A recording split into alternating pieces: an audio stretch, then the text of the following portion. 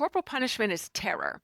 And when you're parenting with terror, then it's simply because it's one of two reasons. Either you are a psychopath or a sociopath, or you just don't know how to parent, and that's what you were taught, right? So more people are normal than psychopaths, sociopaths, thank God.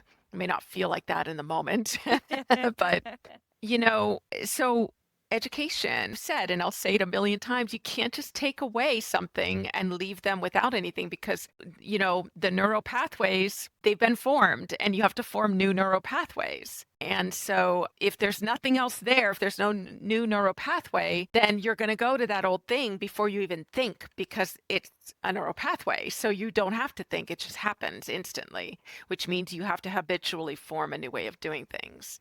Right. And in a way, that's sort of the work we are doing with protective parents. Here's how you go into court. You don't get to tell your story. That's not how you advance in your court case. Instead, you have to, find a different way to tell your story. As you talked about, it's strategy, it's evidence, and it's mindset. So, when you talk about evidence, what kind of things do you help your clients get that will help them? Yeah. So clients come to us and most of the time, they don't really have anything from when they were with their abuser, their abusive co-parent. Right? Why would they?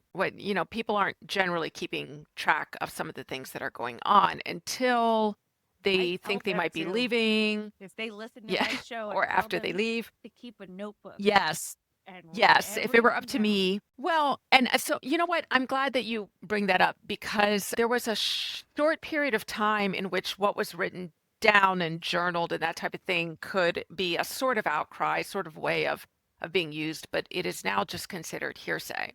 So when we're working with clients, we might sort of find a usefulness to some of that stuff, but for the most part, we are helping them find things that they would never have thought of looking for that is really what will move the court, right? So stuff that, is in your journal, in your notebook, um, it may go nowhere or it may go somewhere, but only so far.